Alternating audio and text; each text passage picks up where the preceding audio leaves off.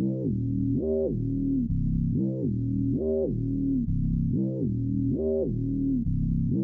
some candy? I have come here to chew bubblegum and kick ass. And I'm all out of bubblegum. Well, hello, Mr. Fancy Pants. I hear you looking for candy, man, bitch. Give me some sugar, baby. Like scary movies. Want some candy? What's up, all you candy killers out there in podcast land? This is Monster Candy Podcast, and I hope all you motherfuckers are ready because we're gonna put a spell on you. Oh, that's nice. Do you like that? Nice. You like how I Screamin' turned that? Hawkins? Yeah, buddy. Yeah, a little see? Screamin' J. Hawkins reference in there at the end. Well, I think it would go perfect for this episode. It's true. It's true. Welcome, everybody, back to another episode of Monster Candy Podcast. I don't know, should I mention why this one's late?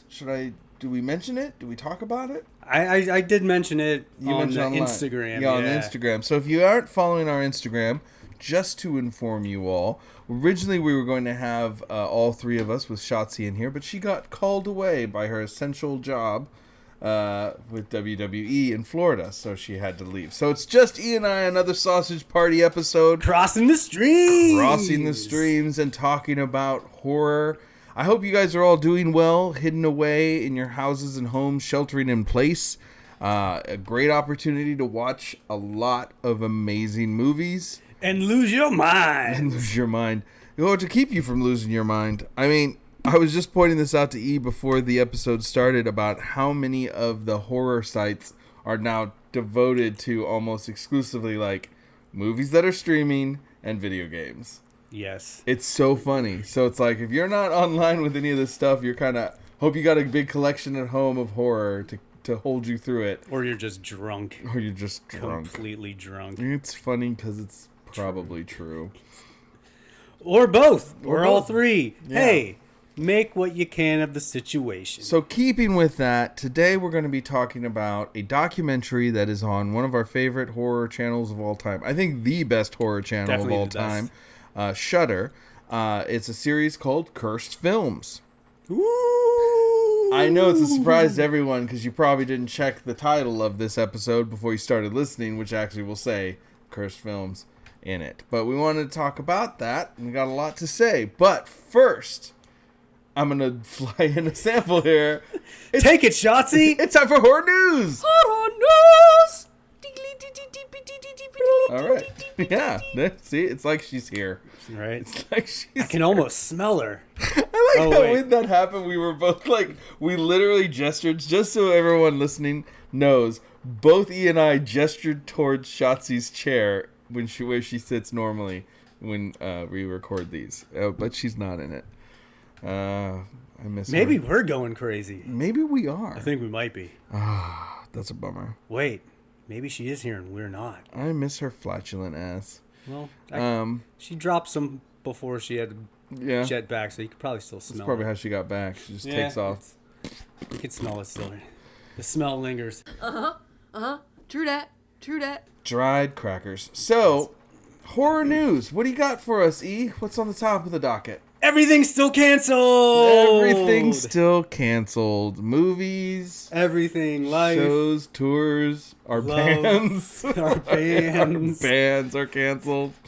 Reality. I mean, not all of us have a benefactor in Vince McMahon to make us essential workers. So, our bands are sidelined and everything's canceled. Everything's canceled. But there was an interesting turn of events going on between AMC and Universal. And I know you heard about that because we discussed a little bit about it. Now, how do you feel about it?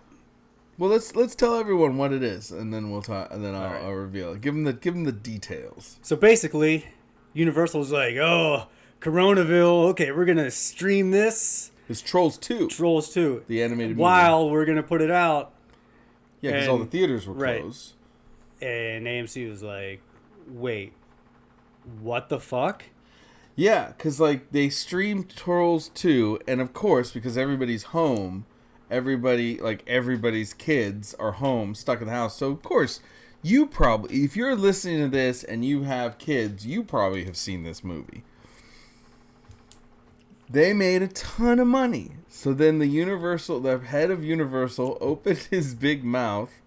And what he said, he said something. Yeah, he had an interview saying that they think they're gonna do direct.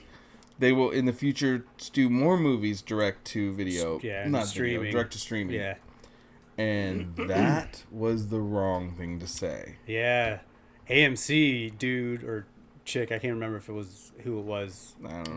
The representative Yeah. was pissed and was like, "No, you're not. Or if you are, we're done with you. We will no longer show any of your movies in our theaters." Yeah, period. And I think Period. another theater chain came out in support of it. That's so crazy. That's so unprecedented. It was like a 100-year long relationship. Oh yeah, thus far, Universal's been out for a while. between them and AMC though. Oh yeah. That's so crazy. I'm so blown away that they opened their mouth. And they kind of backed off after that, but it's still like ooh. Yeah, I can see both sides. No, because I mean, like, yeah, of course you'd want to make as much money as possible. Right. You know, and the video streaming on demand's not going away, but like that, if you're doing that, what's the point of going to a movie? Yeah. And seriously, how could you not? Obviously, they did think about it before they did it, but for AMC, it's like, why? Who's going to come see the movie if they already saw it in their living room? Which is true, because movies are fun. I love going to movies. Right. But there's a lot of people that would rather watch it on their couch and not pay It's true. $15-20 a person just to get in, and then go, pay another $15 for a popcorn and a drink. So where is the money going to come from for AMC? Yeah, I mean, theater attendance has been on the decline for the last couple years. I think we all know that. But, I mean, it's still one of the major ways that movie studios make their money through theatrical releases. Right. $100 million in a couple weeks is huge for Trolls, the Trolls 2 movie. But the original... I love that this is all about Trolls. This is all about the animated series Trolls.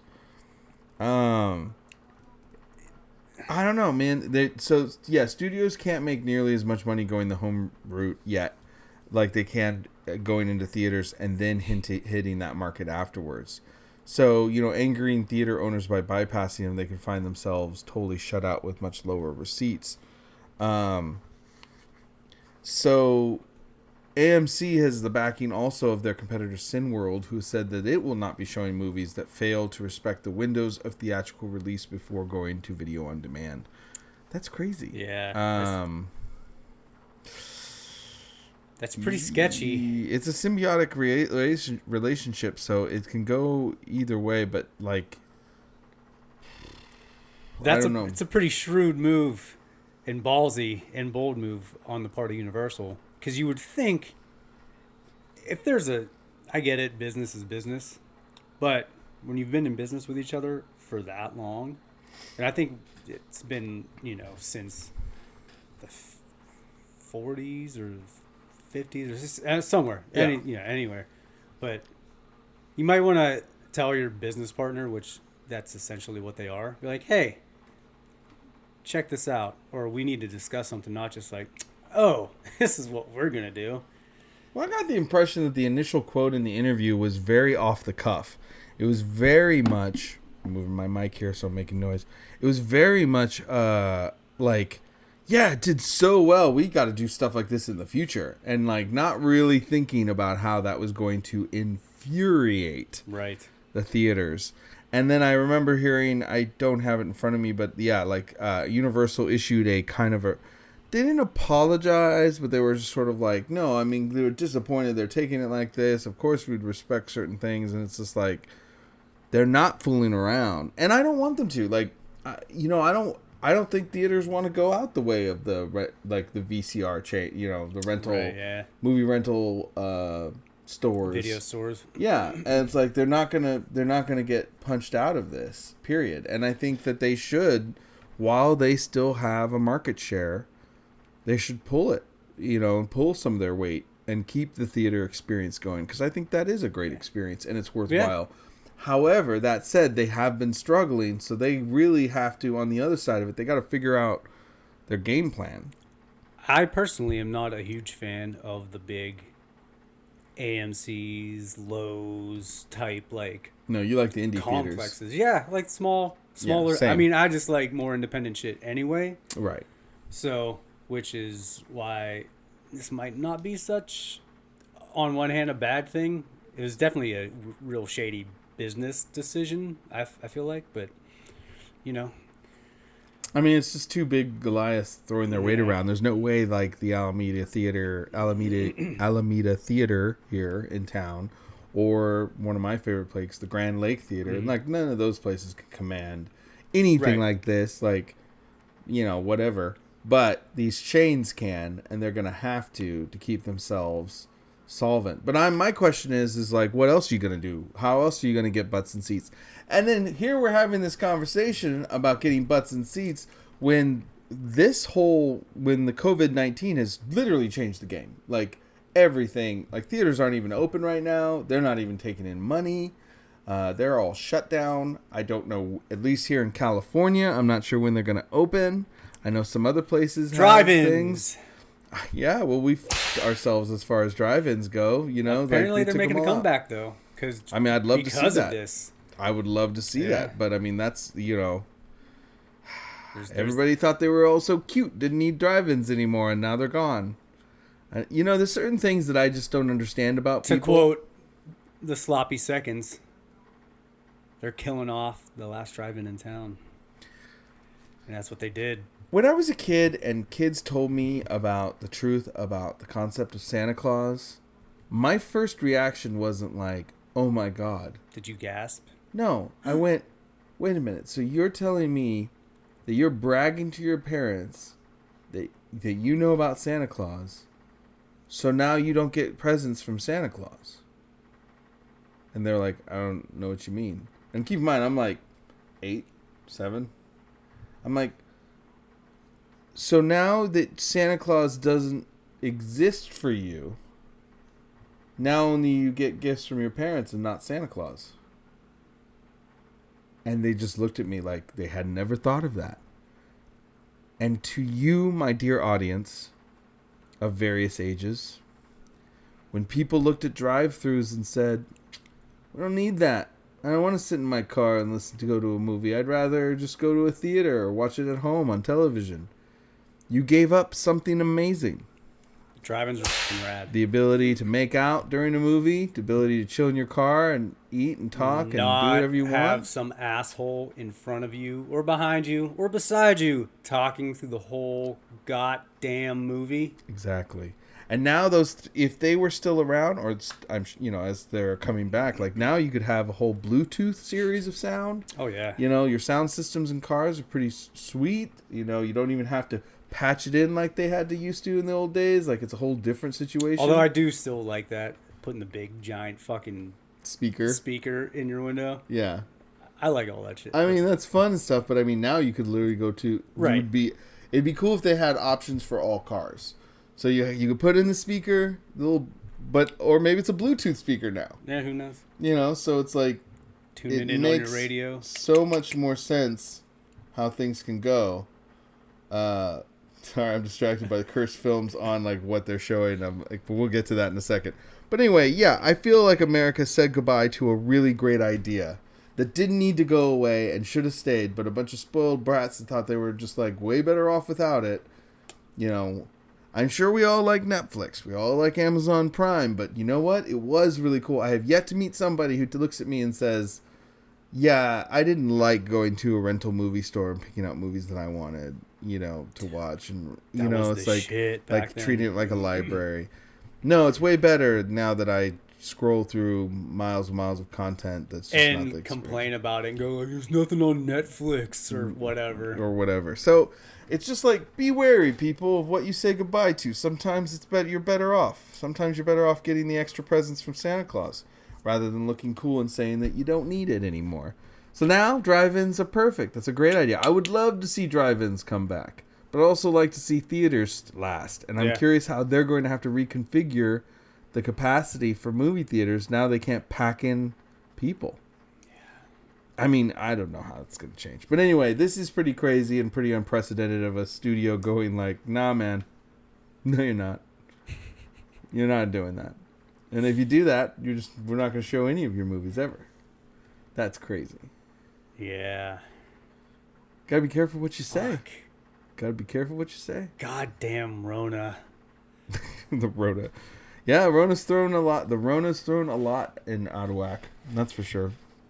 The Rona has a bag full of monkey wrenches and is being very liberal with where it throws all of them. Just dumping the entire bag out. Yeah. I don't know. I'm in the space. Somebody was telling me, like, wait till you see all the horror movies that come out about coronavirus. And I'm like, dude, I can't tell you how little that interests me right now. Like, I have no interest seeing a horror movie about all this. Dealing with this as it is enough is fine. This is, plenty to deal with. I don't know. Eventually, I'm sure I'll want to see all about more pandemic movies and shit, but I'm just not interested. It's cool. Thanks. Exactly. Well, that's a good piece of news. It's a good piece of news.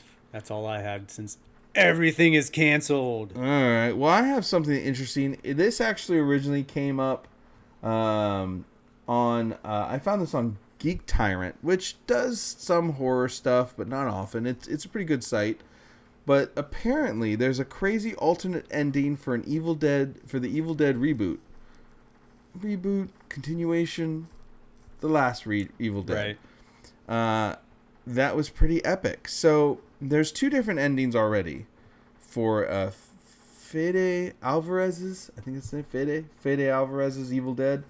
The theatrical version features Mia, the main character. In this movie they cook Ash and sort of spread his character around a couple different characters. That's ironic. Spread the ashes around. Right. Yeah. Anyway, but Mia, of all of them, is the most Ash-like central character, even though they've kind of shuffled everybody around. She's both Ash and the... I don't know. She's both she's mini characters in this situation. But the first theatrical version shows Mia escaping into the woods alone. And that's the version I saw. The uncut version of the film shows an extended version that shows that she's getting picked up by a truck driver. That's how she escapes.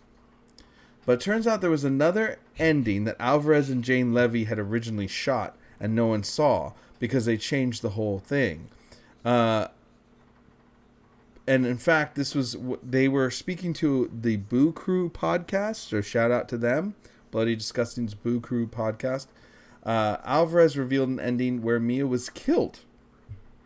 And producer Sam Raimi stepped in. I'm actually going to read the quote.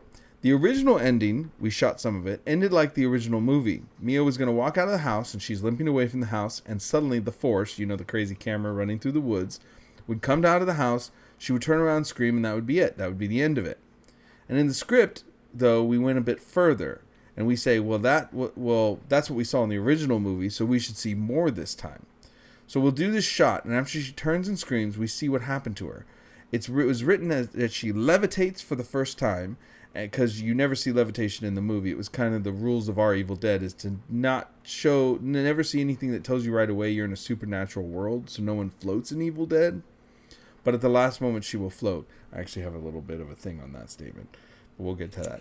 But Does that suddenly, have to do with the second movie? No, suddenly her body was all tensed up, like Exorcist style, and then we were going to rip her apart, like every limb. Or something like that. She was going to basically explode in a bomb of blood. Now, to me, that would have been awesome. Yeah? I think that would have been crazy because you wouldn't have expected it. It would have set up like the ending of the first movie and you're like, oh, it's going to close. And then if you see her like go up and then just explode and that's the ending. Now, this is what's funny.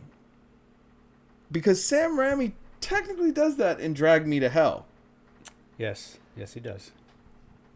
So that's what we wrote, and he goes on to say. So that's what we wrote, and Sam Raimi, Raimi, Sam Raimi. Car Ramrod. He's a wise guy who was more sensitive about the character and the experience of the audience and said she deserves to live. After everything she's been through, the audience is going to want to watch her live because the audience is going to want her to live. It would be unfair to pull something out of the hat and just say, now she dies. And he was like, so Alvarez was like, wait.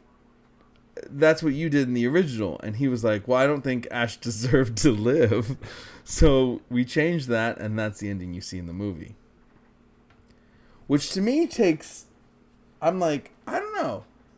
I wasn't bummed with the ending. Though I would have liked to, I still think Bruce Campbell should have done a cameo. You know, of some way, shape, or form. And the cameo he had, it's funny, but it's ultimately nothing. But it's just sort of crazy that they had this heavy-duty, burly idea and they didn't get to do it because Sam Raimi told them not to, even though that's essentially what he does in Drag Me to Hell. And it's a horror movie that was not really anything like the original, so like I didn't get invested in that character enough to be like, oh my god, I hope she lives. Yeah, I liked her a lot in that movie. I liked that movie a lot.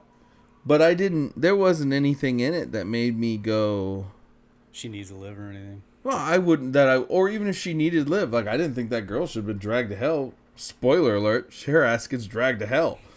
And like, that's awesome. I remember watching that the first time going, oh shit. Yeah. You know, they did not, but I mean, I guess Raimi's argument for that would be like, oh, well, you know, that's the title of the movie. We said that was going to happen. But there's lots of horror movies where the characters you like die. You know? Yeah. So I don't agree with that, with his logic. It just reminded me how much I love this movie. You know, like I did actually like this movie a lot. We should discuss it. We need to discuss it because there's a lot to discuss there. There certainly is. I mean, it's an interesting twist. It's not a sequel. It's not quite a reboot. It's kind of both. Kind of exists as both a sequel and a reboot at the same time, and it's kind of weird, but fun. You know? It's a booquel. It's a booquel. I was bummed that he didn't get to do another one of these. Like, because they let her survive. I thought she survived because they were going to start a whole nother series of movies. Evil Dead franchise. And as I recall, it did pretty good, right? Like, yeah, from what I remember, people were into it. I wonder why he's not getting to make a new Evil Dead. That would have been fun, but I guess because maybe Sam Raimi's gonna. There's been chirping. Yeah. You know, over the last few years about another Evil Dead, or you know what I mean. Nothing's ever been confirmed. You know, like there's been a lot of build up. Yeah, I know shit, that he. I know that he didn't like. I don't know. I know that it didn't. I don't know. I mean, I think it didn't. The kind of sequel talk die around the time they started developing the series, and they didn't want to confuse people. I think. Yeah, and it started up not too long ago. So I think that was actually. I'm willing to bet it was the series that killed it more than anything else. You know, why do an Evil Dead movie with a cast that isn't connected to the original stuff when there's a series with the original lead actor in it? So yeah, I don't know. Yeah, it doesn't sound like he's gonna do that movie at all. So it's unfortunate. But I mean, I would have liked that. But if you know, I mean, I guess they planned that. They were hoping that she would come back and they keep it going. I mean, I'm sure that's really the main reason they kept her alive. But I just think it would have been cooler. Yeah, I'm gonna watch this movie again just because it's like I remember really liking it. Then just imagine it. Kind of going like, oh, I kind of remember going into it and going like, oh, I don't think I'm gonna like this, but I want to watch it, and then liking it more than I thought I was going to. I will save my reaction. I can guess what your reaction is. Just come over and shit all over my Christmas tree. Call me Mr. Reaction. And that's it for horror news Because today. everything's canceled. Everything's canceled. And that was horror news. There it is. Screamin E, There you're it fired. is. Rona, you suck. So today, our main topic of conversation is going to be all about cursed films. Just to give you guys an idea of what we're talking about, cursed films is let's see if I can read the intro to it. It's a documentary series on Shudder that is out as of this year. It's a 5-part documentary series that explores the myths and legends behind some of Hollywood's notoriously cursed horror film productions. And I gotta say, this is a great series. I highly recommend everybody to watch it. I was stunned to see a review that was so not stoked on it. Everyone feels that there isn't much here that we didn't already know. And I mean, that's true in some cases. There are some movies that I know more about than others, you know, and so that didn't offer much information. But there's a whole fucking audience of people that have not heard any of this shit. Right. So, and it is funny that, spoiler alert, every single episode of this documentary ends with essentially the thesis statement of, it's not cursed, just some bad things happened while we were making this movie. And it's fairly understandable why it happened. But it's like, it's still pretty funny that I'm like seeing like this is like, this doesn't really offer much information. It's like, but I thought it was pretty informative. I learned a lot about the movies that there were quite, 5 episodes. I still learned quite a bit. yes. You know? I agree. There's a lot of shit that, like I said, sure, if you're like a horror file and you're all super into it, you're gonna know a lot of this stuff. Mm-hmm. But there's a lot of casual fans, or even slightly more than casual fans, that are gonna be like, "Oh, I didn't know that," and other shit you find out. Like, I was a big Bruce Lee fan when I was young. You know what I mean? I'm not like a huge fan anymore. I don't scour the internet for stuff like that. But apparently, he turned into kind of a scumbag before he died. Like, pills and drugs, and could have been in the room with a fucking prostitute, or some chick he was banging, some random chick, So I thought that was, that's an interesting little tidbit to know about Bruce Lee. People are people, man. And that he had a heart attack Mm-hmm. a week before he, you know what I mean? Like, yeah, there's some stuff. I mean, you could probably do some research in other areas that are pretty open in terms of books about Bruce Lee now and find out a lot of this stuff. But I don't know. It was just really interesting to me. Just so you know, we have 5 episodes. You have The Exorcist, The Omen, Poltergeist, The Crow, and then Twilight Zone the movie. Now I see you have notes on each one, right? a little bit. You have a little bit? A little bit.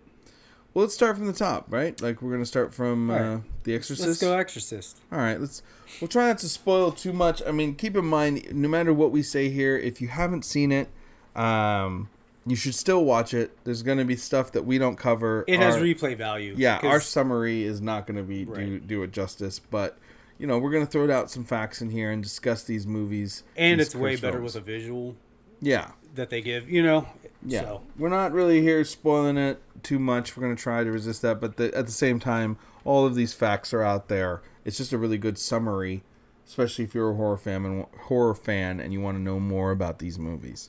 yeah. Couple things I'd like to touch on with The Exorcist. Won't go too much into everything since people can watch it. Anyway, Yeah. a lot of people did die. A lot of people did die. That is one fact. Like, a lot of people did die. And there's, you could say that with a lot of these movies, but yeah, there was a good amount of people that died, Yeah. So there is that. Cursed, I don't know. It's the 70s. I wouldn't say it's cursed, but I would definitely say a lot of people died. A lot of people died in The Exorcist. A lot of people died in Poltergeist. Yes. But yeah, a lot of people passed away. I think that any of the problems associated with the movie are pretty explainable. It's a weird There's a lot of weird coincidences and near misses. You know, you could almost say it was like, I like how they kind of say, like, it wasn't cursed, it was protected, because so many near misses and situations. And everybody, well, not everybody, a lot of people know that the hype behind the movie was fabricated. Yeah. You know what I mean? So there's that. I like how pissed Linda Blair is about certain things. Like, she's super nice, like, but then, like, and you touch on some stuff, she's like, I'm not talking about it. We'll get into her. What I wanted to talk about has to do with her, too, a little bit. All right, so I forget who it was, maybe the editor-in-chief of Fangoria, was trying to make this weird comparison between, like this weird sexist comparison between her and Damien from The Omen, and how everyone was terrified of her, and that was wrong and fucked up, and there's this little girl, like, but they weren't afraid of this little boy, and that's, I'm like, did you fucking see what she turned into? Did you watch the movie? Like, she was terrifying. Whether, She was terrifying. you know, her character, not her, but Yeah. that was fucking scary. Probably, we discussed this when we did the, the list of the movies. Mm-hmm. Probably one of the most scariest movies ever. The Yes, Exorcist. sermon, especially at that time. Right. So, yeah, people are going to be like, oh my God. Especially when you have all this hype being pushed, like, people are throwing up and passing out and exorcisms and all this shit. Mm-hmm. Dude, yeah, there's a reason why people were like, oh my God, oh, she's fucking terrifying. In The Omen, it's a little fucking kid.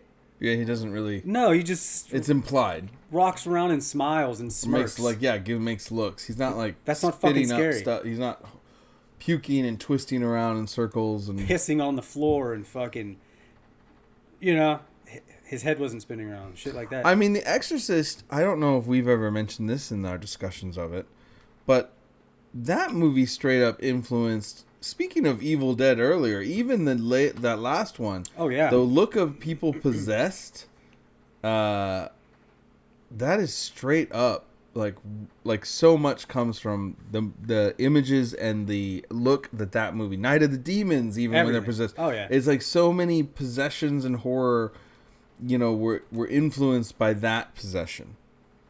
Totally. Totally.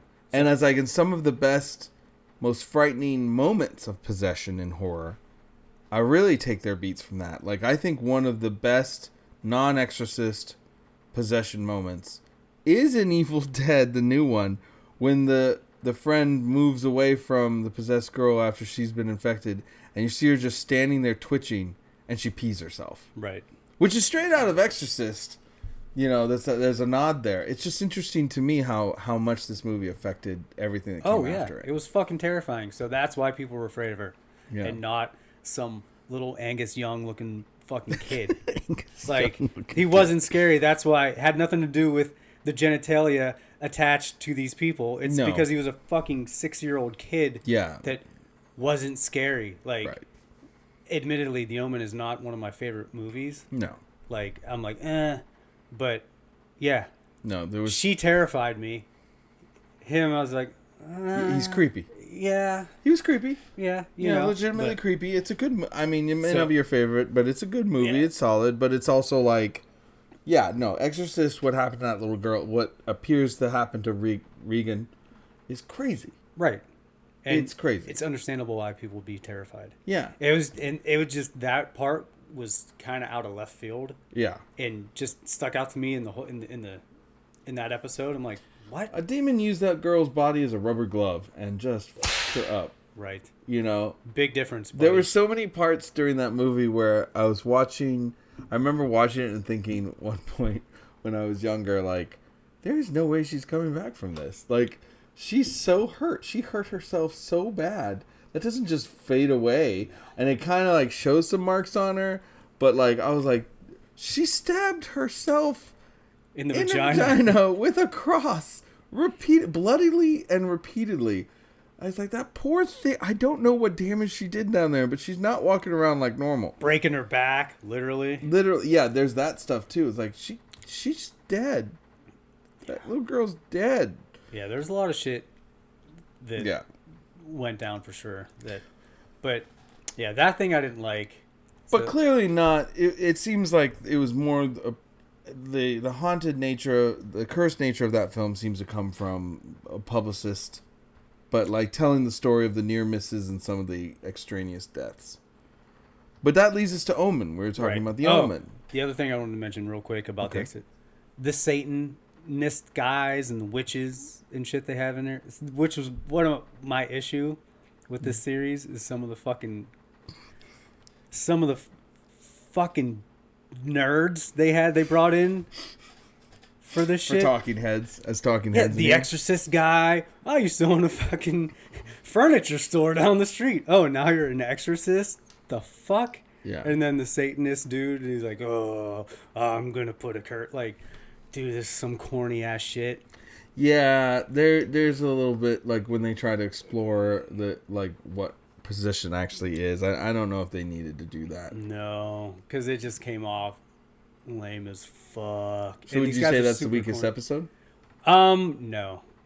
All right. Make sure you tell me when we get to it. Tell me which episode you thought was the weakest. Oh, it's next. Oh, the Omen. The Omen, yeah. Because I'm just like, nah. Yeah. And I mean, there was still some crazy shit that happened though. Definitely not a curse movie. The Omen, I felt like there. Yeah. So I'll agree with you on The Exorcist. The possession stuff was a little. I don't know. I mean, it was interesting enough to see something, but it felt. I mean, A lot of it. What is crazy though? I guess I'm a skeptic. Right. But I believe in possession. I believe in things, but I don't know. The pilot crashing his plane into his family Oh, is fucked up. that is fucked up. Coincidence? Probably. But damn. How fucked up is that to be like, thanks for dropping me off at work, honey. And then as the plane takes off, it crashes into your family that just dropped you off for work.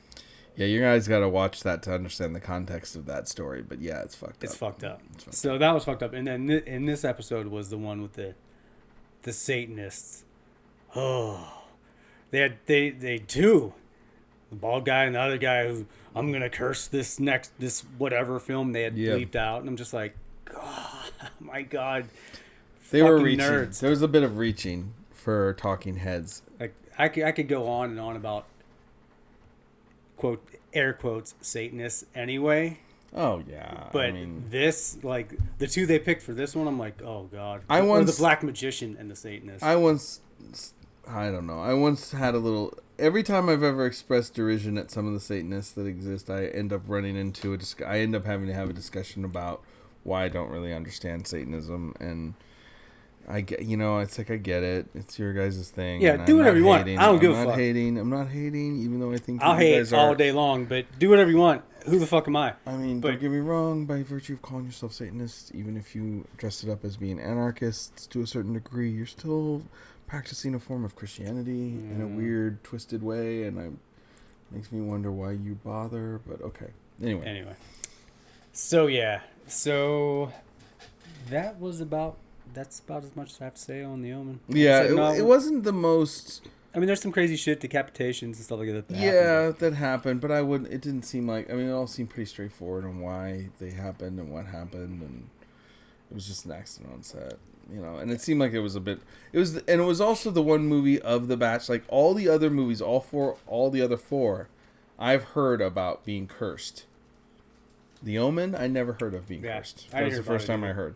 And the producer, or one of the executive producers at the end is like, oh no, like you were saying, it wasn't cursed. It was, blessed because most of the shit that happened didn't happen directly to the cast. It happened to, Yeah, it was like near misses. his and- brother or someone else. You know what I mean?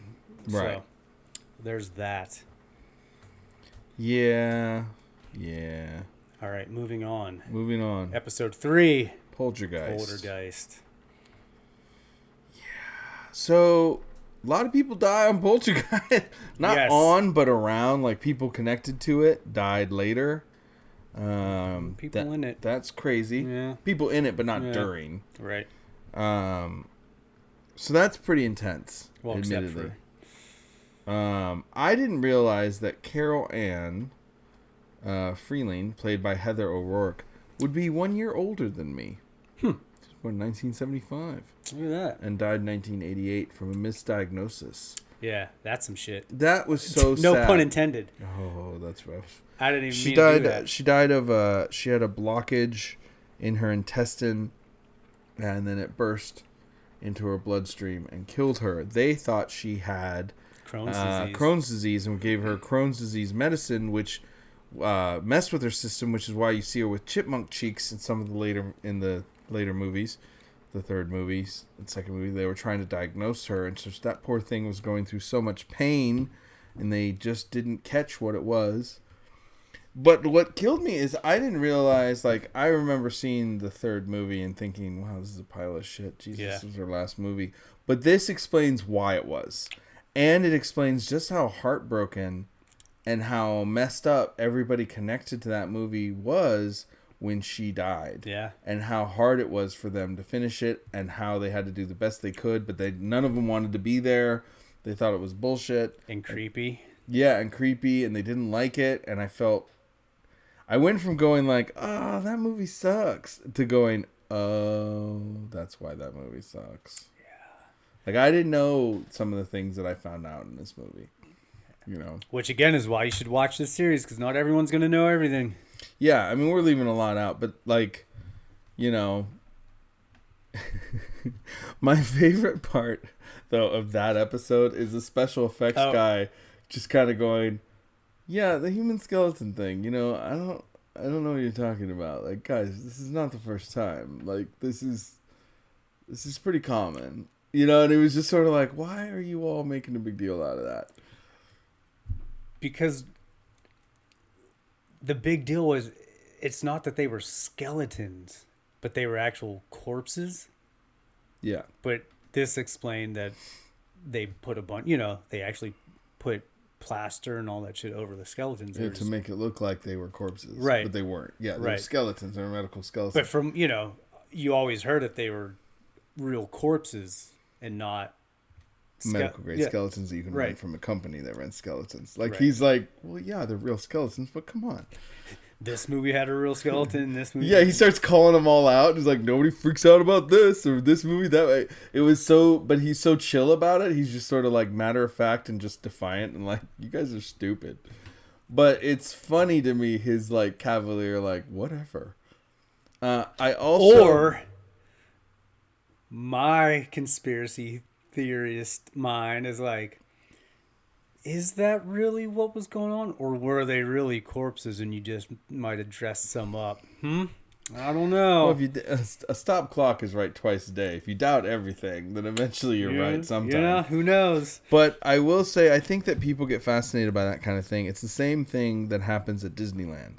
If you go on the Pirates of the Caribbean ride, of all the skeletons that are there, there's still one There's still one formerly living skull. It's living in our hearts. It's in the bed. There's a skull in the bed of the pirate caves on your way through Disneyland's Pirates of the Caribbean. And that is a real human skull.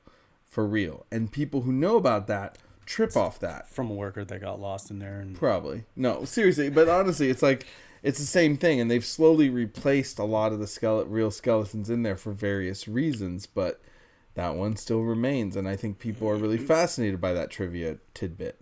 And I've even had people around me go, that's the real skeleton. That's the real skull right there. And it's like, yeah, I know. But, I mean, people get excited by that. And I think that's the same reason they fixate on the real skeletons in the swimming pool scene. Right. But, I mean, it's just fucked up what happens to a lot of people. But the one thing I did find out in this movie, I already forget it, the girl that plays the daughter, who gets murdered by her ex-boyfriend, which is awful. I did not know who her father was, that he was a famous journalist. And I didn't know that her older brother was the actor in American Werewolf in London. Oh, yeah. That was really interesting. Yeah, so there's shit you can find out. Yeah, but I didn't know. Right. You know, and well, I knew. That's what I mean. Like, oh, shit, I didn't know that. So there's a lot of information in these, even if it might not be directly related to the film. Right. So it's interesting. Like, I didn't realize who that was and how that, how people were connected. But I will say this. 70s, man. Woo! What a time to make a movie. Which, going back to The Exorcist and Linda Blair. The firing of the gun. Well, not that, but her getting real like, oh, no, I don't want to talk about that. Bitch, you were hanging out with Rick James. There's probably lots of shit you don't want to talk about that. You know what I mean? There's probably a lot of fucked up shit that happened with her. Yeah. So I just found it funny that when it comes to anything, certain things about The Exorcist. Oh no, I'm like, yeah. I mean, it got kind of messed up. She got scared. I think. Yeah. I think it really scared her, like how people treated her. Yeah. So that takes us to The Crow. Yes. Which I think is, I don't know. I mean, the last one is the biggest tragedy in a sense, and it's the most touching. But this one, I think, is to me the biggest tragedy because I really liked Brandon Lee at the time, and I was excited about The Crow, and I was sorry to see him go. And then when I watched the movie, The Crow is interesting and worth watching, but ultimately not. I know people love it, but Not now this guy. I can see how they had to make the movie they had to make, and what movie they were planning to make is like I'm far more interested in the movie. I think the movie that they were trying to make would have been amazing. It would have been way better. Michael Berryman. I mean, come on. Yeah, and that cowboy, the skeleton cowboy. I mean, there were so many elements that would have really been cool that they were talking about, and then they had to account for. And this was a case that, unlike the death of Heather O'Rourke, where nobody wanted to work on the film and the studio forced them, this was a case where Brandon Lee's mother and his fiance were like, no, please finish the film for him. This is the one he wanted to Yeah. really, put him on the map with. And so they didn't want to, but they rallied and did it in this case for Brandon Lee so everyone could see his final work. And I think I remember watching at the time going, dude, this is a bummer. Like, he's great. This is as great as I thought it was going to be, except the movie's weird. But then I was like, oh, even then I knew there were problems with him passing, that they had to finish scenes and cut stuff. But I was like, okay. Bai Ling's in it though, and I love her. I like Bai Ling too. She's so eccentrically ridiculous. Yeah. Yeah. Part of it, I definitely think, is orchestrated, and she knows what she's doing. But the other half, I think she's batshit crazy. But she's awesome. Either you can way, be crazy for so long that eventually you just become right. crazy. Like, you start believing your own But thing. yeah, But it's... I mean, the way they explain it is very interesting, too. Makes 100% sense. I like that, what's his name, the actor? The guy that wasn't in the movie. He straight Michael up Berryman? straight up calls out the studio.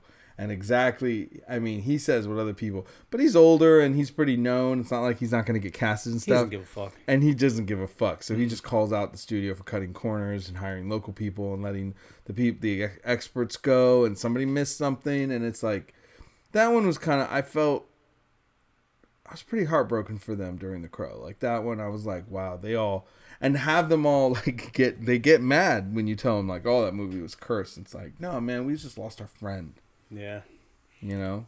Yeah, and like I said, on all of these, they're not really cursed. It's just shit happens. Especially when you cut corners and are careless on a lot of things, especially when you're dealing with stunts and all kinds of stuff like that. Like, shit will happen if you're not on top of it. Yeah. Which it does. Which leads us to the last But- one. That is like, you just summed up the last one, though. But for The Crow, I'm so glad they mentioned Showdown in Little Tokyo. Yeah? Because that's the first movie I ever saw him in. Yeah. I was like, and that movie, and I don't know, they kind of talked that movie up a little bit, like, oh no, it was like a really, I'm like, that kind of sucked. Yeah. It was pretty bad. Dolph Lundgren, Brandon Lee. Yeah. Honestly, It's pretty bad. Aside from it being bad, the only thing I remember in it are titties. There was a lot of titties in that movie. Yeah. So, Yeah. but anyway, happy. I think he was on his way, though. I think that Crow, if they'd have been able to make the movie they wanted to make, it would have been... It could have been a good franchise. It could have been sure. like how the Matrix came in later, and like they straight up say like because of us a lot of movies came out that had that similar look. I 100% agree, and I think if they'd have been able to tell the whole story and all the scenes they wanted, it would have been. Because you watch it now, if you haven't seen The Crow, which chances are maybe you have, but if you haven't seen it, if you're our age, yeah, you saw it, but and you're any sort of goth, especially if this was like the goth chick's ultimate movie in the 90s. It was, actually. I mean, I can't tell you how many times I saw it back then.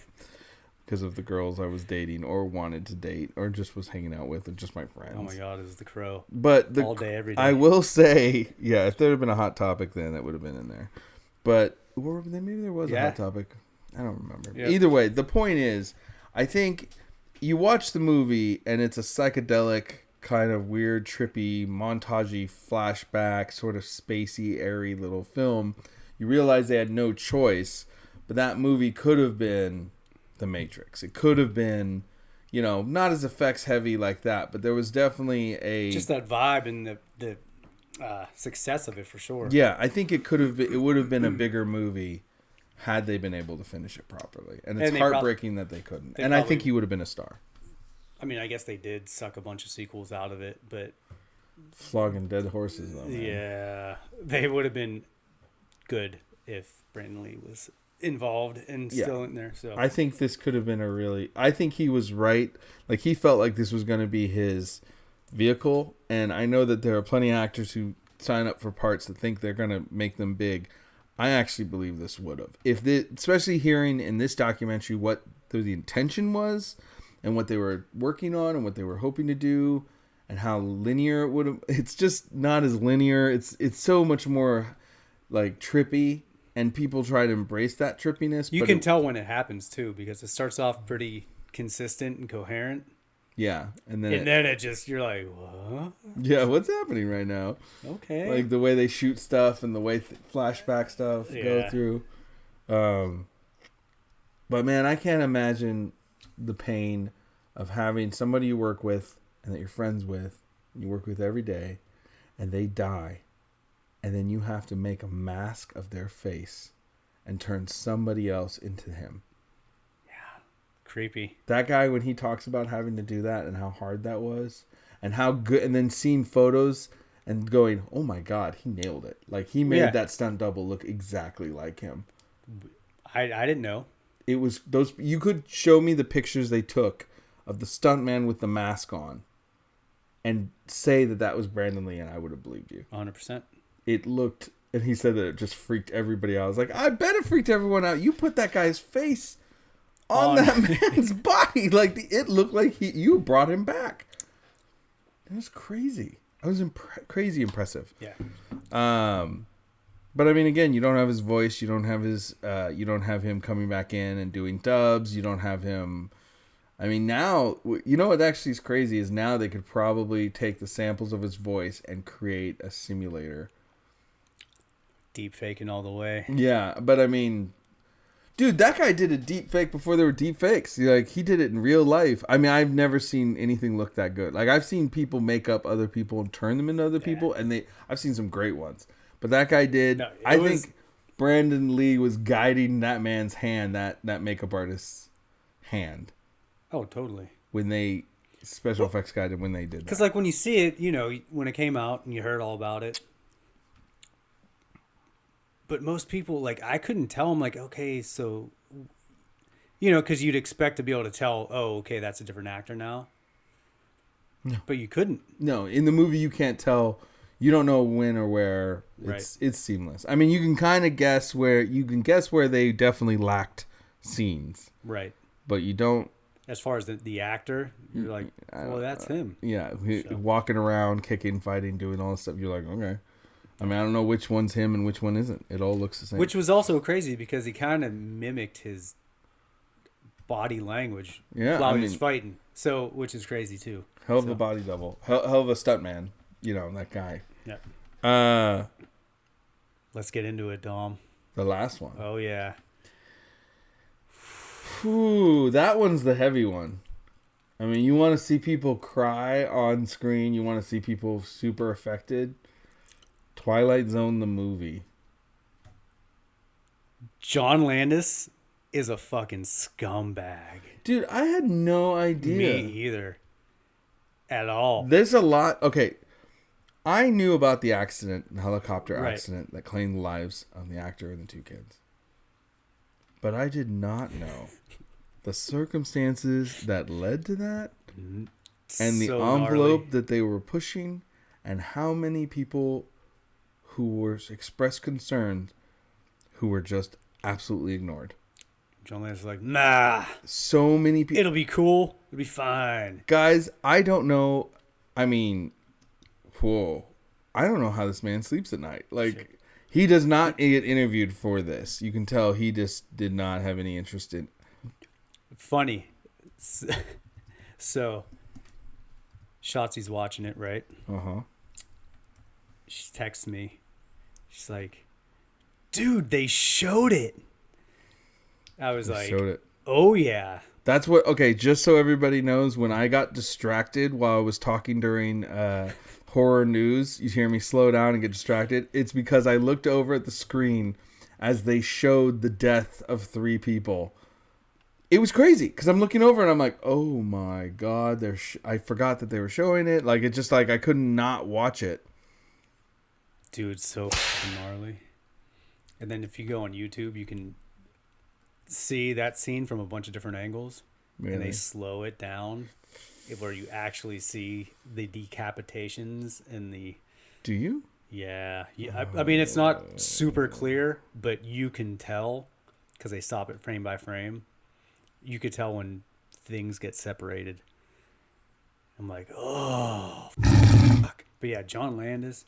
And look, I can totally separate shitty people from great art they do. And John Landis has done a lot of good movies. But, goddamn, that's some cold-blooded lizard people shit. You know, the thing that really got me is when he was up giving the eulogy. I'm like, that's bullshit. You don't mean anything you're fucking saying. You don't care at all. And he's sniffling and stuff because that seemed like some hardcore acting bullshit to me. And then, you know, as they go through the case and, you know, him getting exonerated and all that, or I guess they had to pay some fines or whatever, but it just did not seem like it was a fucking big deal to him. I am so blown away by of all the episodes, this is the one I'd recommend people watch the most because it's just crazy. So much careless shit. So careless. So like violating child labor laws to be able to shoot this scene the way he wants. Just, I mean, I guess Steven Spielberg and John Landis' friendship ended over this. I don't. He said that the fatal accident made him grow up a little more and left everyone who worked on the movie sick to the center of their souls.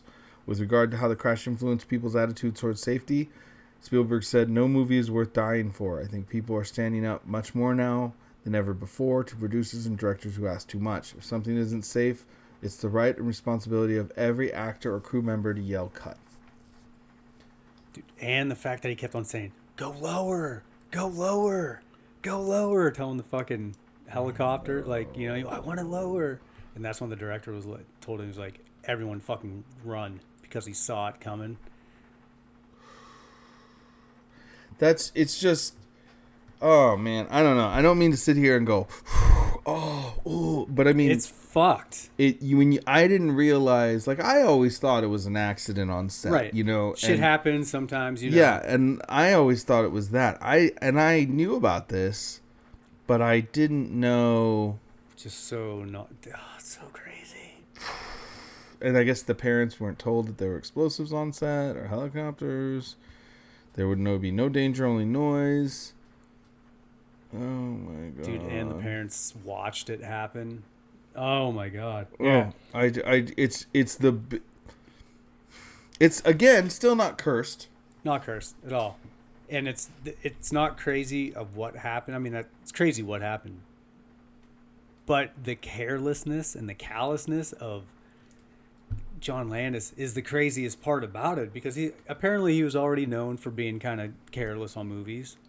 Yeah, and it was during the 70s where studios gave directors a lot of carte blanche to do whatever they wanted. Yeah, do whatever. Yeah, and so there was a lot of like firing from the hip kind of filming. And The Omen and Poltergeist were filmed during this time as well, and were very much along those lines. The directors were just as careless. I mean, you know, Linda Blair got hurt on set from just how fucking 70s crazy and the they 80s, were pushing. Wild Wild West. Yeah, a little bit here, and then. Whew. But yeah, just the fact that, I mean, he's just kind of like, no, we got to do this and do that. Like at every turn, someone was like, oh, I don't know. And he's like, no, it'll be fine. Don't worry about it. And how fucking wrecked the director is over it. Like him trying to talk through the whole thing. Oh, the guy who handled the set building. And, Yeah. It's just like, oh. That was painful. Right? That was painful to watch. But painful in a way that I think is important to watch. You know what I mean? Like, dude, apparently, here's a little bit of trivia about it. As Vic Morrow was waiting to film the scene that would turn out to be the scene that killed him, he says to a production assistant, I must be out of my mind to be doing this. I should have asked for a stunt double. What can they do but kill me, right? While he was filming Dirty Mary, Crazy Larry in 1974, he insisted on having a $1 million life insurance policy before he'd shoot any scenes involving the helicopter in which he was due to ride. He was very insistent, and when asked why, Morrow said, I've always had a premonition I was going to die in a helicopter crash. There you go. Guys, it's a fun series, and if you are at home not doing anything, you know, it's important to watch documentary. There's a lot of great content to watch, and Shudder has some great stuff. Not an ad, but for horror fans, it's a good place to find a lot of stuff for cheap. I highly recommend it. Shudder's so fucking awesome. Like Not an ad. I cannot say this enough.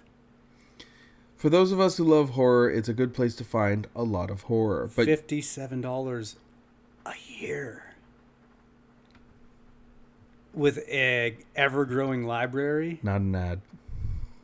We are not sponsored by Shudder in no way, shape, or form. We are just horror fans like yourselves. We should be, though. But yeah, for that amount of money, The Last Drive-In with Joe Bob Briggs alone is worth that, which season 2 is already airing, and it's so fucking good. Like, and then, like I said, just the sheer amount of horror movies they have on there,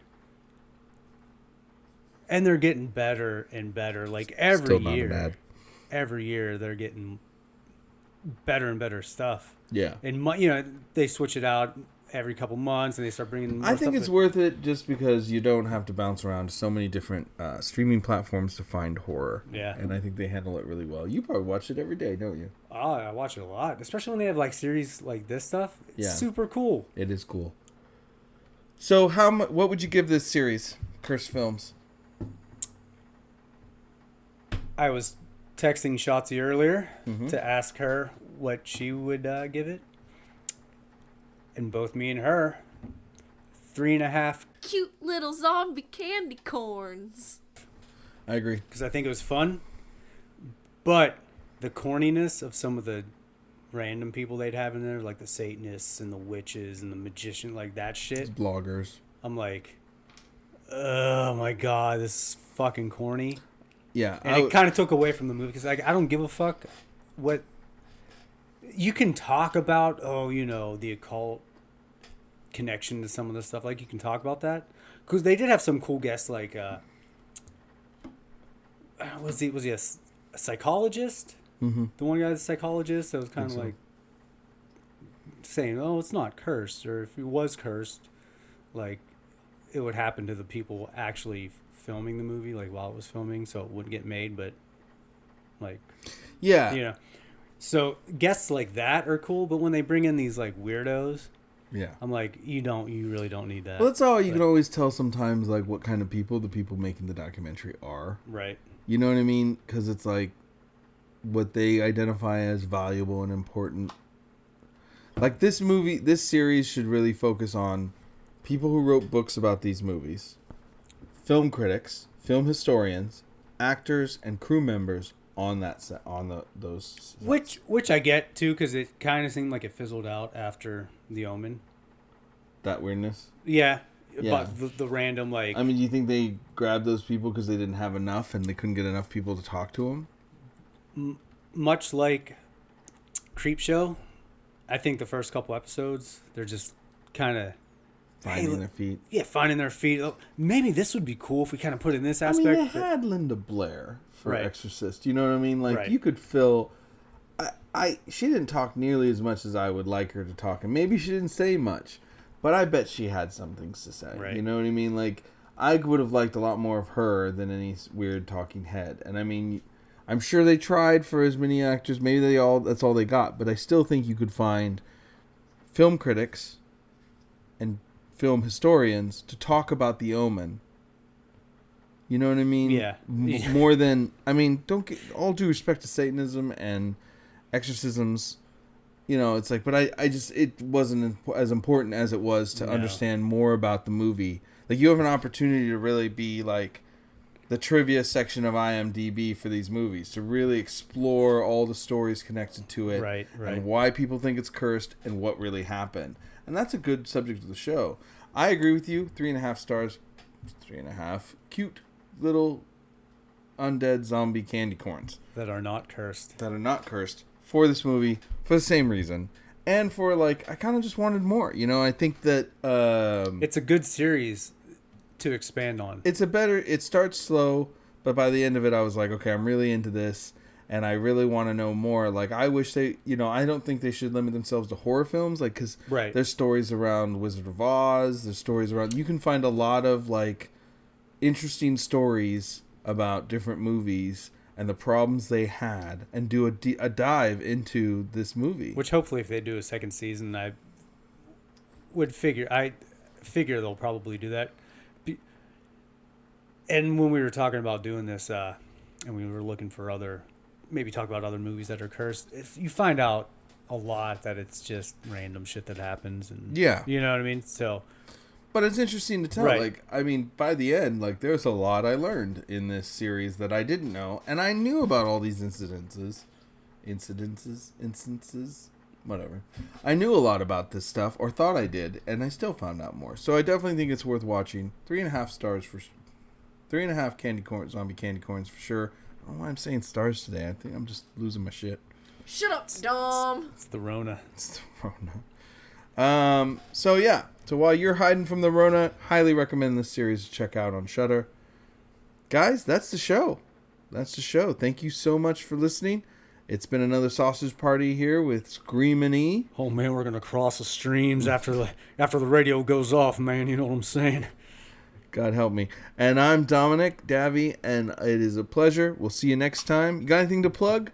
No, everything's canceled. Yeah, everything's fucking canceled. Everything's canceled. So, no. You can hear me on 3 Gigs Podcast, or you can also hear me at the Alternative Tentacles Backcast if you like music. Yeah, the one of us that actually is doing shit is Shotzi. Is not here. Catch her on... Check NXT. Yeah, WWE, check her. NXT. Yeah, she just did a cool, which is why she got called away, doing a cool video shoot where she gets to drive a real tank and crush some cars. Okay, that's amazing that they let her do that. I would fly to Florida for that. Right. So for sure. Okay, I take back all the snarky stuff I said at the beginning of the episode. It's understandable. But yeah, she's still doing shit, so go watch her. And they got her a tank to drive. She has her little tank she drives into the ring. That's so fucking incredible. Oh my god, it's so stupid. That's wow.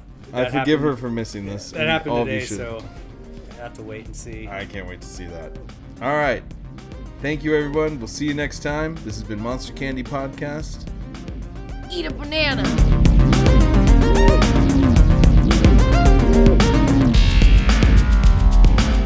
You've been listening to Monster Candy Podcast. Want to find out more about the show? Find us on the web at monstercandypodcast.com. You can also find us on Facebook and Instagram by searching Monster Candy Podcast. And you can find our Twitter at MonsterCNDYPC. Hey, we couldn't fit the whole name. What do you want from us? Let us know what you think of the show and if we're right or if we're wrong or what you want us to tackle next. We want to hear from you. Well, Shotzi and I do, but I can promise that E doesn't really care. To find out more about Shotzi Blackheart and her professional wrestling, follow her Twitter at Shotzi Black or her Instagram at Shotzi Blackheart. You can follow Screamin E's band, the Memphis Murder Men, on Facebook at TMMM official page or his Instagram at Screamin E. That's Screaming with no G, add the E. For me, Dominic Davy, you can find my artwork at dominicdavy.com, my band Tsunami Bomb at tsunamibomb.net, and you can hear my other podcast, 3 Gigs, at 3gigspodcast.com or on the same platform you're hearing this podcast. Thank you so much for tuning in. We'll see you next time on Monster Candy Podcast.